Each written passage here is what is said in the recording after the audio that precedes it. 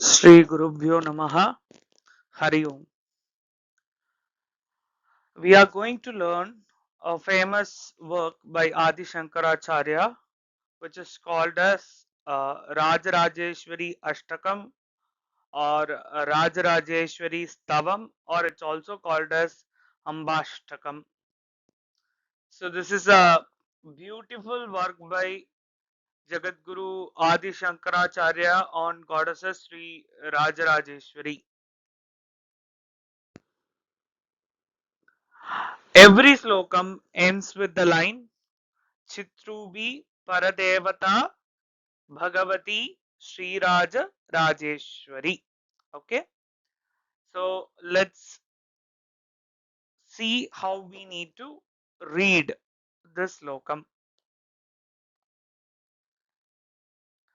Amba Shambhavi Chandramaulirabala Parna Uma Parvati Amba Shambhavi Chandramaulirabala Parna Uma Parvati Kali Haimavati Shiva Trunayani Kartyayani Bhairavi Kali Haimavati Shiva Trunayani Kartyayani Bhairavi Amba Shambhavi Chandramaulirabala Amba Shambhavi Chandramaulirabala Parna Uma Parvati Kali Haimavati Shiva Trunayani Kartyayani Bhairavi Savitri Navayavana Shubhakari Savitri Navayavana Shubhakari Samrajya Lakshmi Prada Samrajya Lakshmi Prada Chidrupi Paradevata Bhagavati Chidrupi Paradevata Bhagavati Sri Rajarajeshwari Sri Rajarajeshwari Savitri Navayavana Shubhakari Samrajya Lakshmi Prada Chidrupi Paradevata Bhagavati Sri Rajarajeshwari. Second slokam Amba Mohini Devata Tribhuvani Amba Mohini Devata Tribhuvani Ananda Sandayini Ananda Sandayini Vani Pallava Pani Venu Murali Vani Pallava Pani Venu Murali Gana Priyalolini Gana Priyalolini Amba Mohini Devata Tribhuvani Ananda Sandayini Vani Pallava Pani Venu Murali Gana Priyalolini Kalyani Uduraja Bimbavadana Kalyani Uduraja Bimbavadana Dhumrakshasamharini Dhumrakshasamharini चिद्रूपी परदेवता भगवती श्रीराजराजेश्वरी चिद्रूपी परदेवता भगवती श्रीराजराजेश्वरी कल्याणी उटुराजबिम्बवदना धूम्राक्षसंहारिणी चिद्रूपी परदेवता भगवती श्रीराजराजेश्वरी.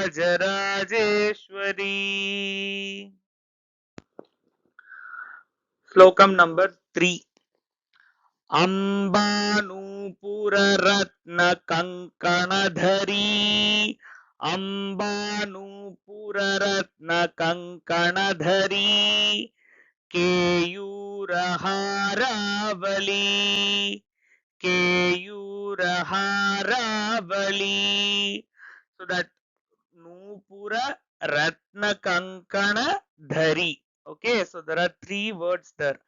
Amba Nupura Ratna Kankana Dhari Keyura Haravali Jatis Champaka Vaijayanti Lahari Jatis Champaka Vaijayanti Lahari Gaiveya Kairajita Graiveya Kairajita. It seems to be little difficult word, but if you concentrate, it's very easy. Graiveya Kairajita. First is Ga and second Ka is Ka. First one is the Ka which we use for Ganga and second one is the Ka which we use for Kaka, that is crow, right? So Amba Nupura Ratna Kankana Dhari Keyura Haravali Jatis Champaka Vaijayanti Lahari Graiveya Kairajita Veena Venu Vinoda Manditakara Veena Venu Vinoda Manditakara Virasane Samstita Virasane Samstita Veena Venu Vinoda Manditakara Virasane Samstita Chidrupi Paradevata Bhagavati Srirajarajeswari Veena Venu Vinoda Manditakara Virasane Samstita Chidrupi Paradevata Bhagavati Srirajarajeswari. So we learnt 3 slokam until last class. So the slokams which were covered in today's class are as follows.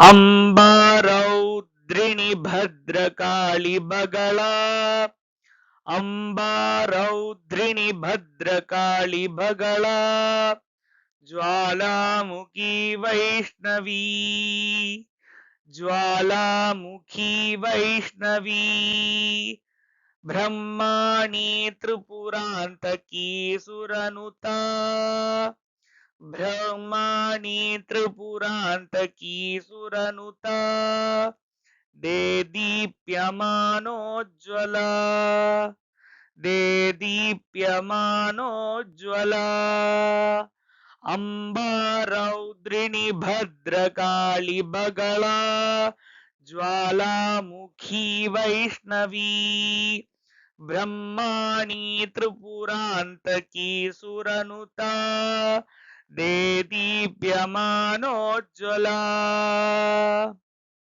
Chamunda Sritarakshaposha Janani Chamunda Sritarakshaposha Janani चामुण्डाश्रितरक्षपोषजननी दाक्षायणी वल्लवी दाक्षायणी वल्लवी चामुण्डाश्रितरक्षपोषजननी चामुण्डाश्रितरक्षपोषजननी दाक्षायणी वल्लवी दाक्षायणी वल्लवी. So it's very easy. चामुण्डा श्रुतरक्षपोषजननी दाक्षायणी वल्लवी चिद्रूपी परदेवता भगवती श्रीराजराजेश्वरी.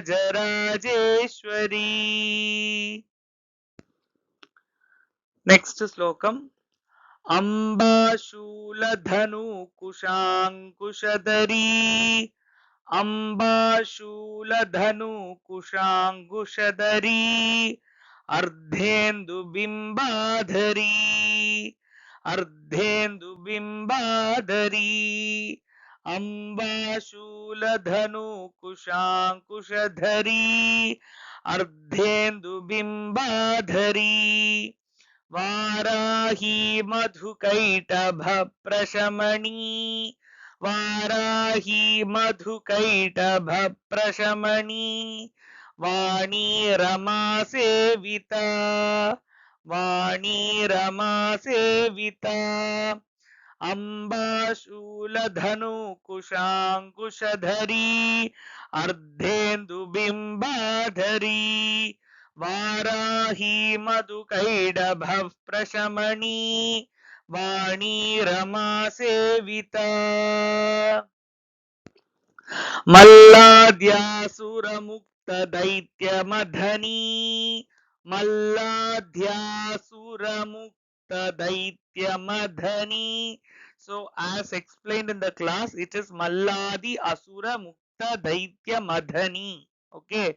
Malladi Asura Mukta Daitya Madhani, which when joined together will sound like Malladyasura Mukta Daitya Madhani Maheshwari Chambika. It is again Maheshwari Cha Ambika. Okay. So when you tell it together, it is Maheshwari Chambika Malladyasura Mukta Daitya Madhani Maheshwari Chambika Chidrupi Paradevata Bhagavati Sri Rajarajeshwari.